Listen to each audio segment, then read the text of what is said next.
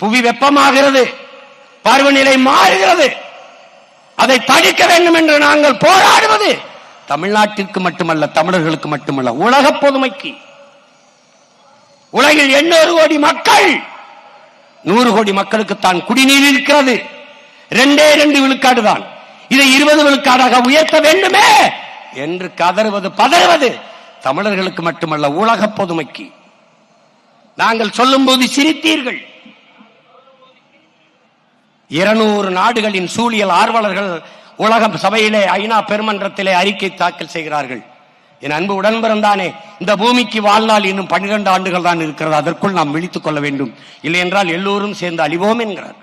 என்னுடைய அப்பா பெரியதகப்பன் நம்மாழ்வார் இன்னைக்கு பிறக்கிற குழந்தைக்கு 25 ஆண்டுகள் கழித்து பூமியில் வாழ இடம் இருக்காது, இல்லை என்றால் வாழ்கிற இடமாக இந்த பூமி இருக்காது என்கிறார். ஆனால் இவர்கள் 12 ஆண்டு சொல்கிறார்கள். அதை பற்றி யாருக்கும் கவலை? இன்றைக்கு அறிவிக்கிறதே இந்த பூமி நீரற்ற நிலமாக மாறிவிட்டது என்கிறார்கள். கவலைப்படுகிறார்களா? உலகத்திலே ஒரு அரசியல் இயக்கம் அதை பற்றி கவலைப்படுகிறது என்றால் அது நாம் தமிழர் கட்சி மட்டும்தான்.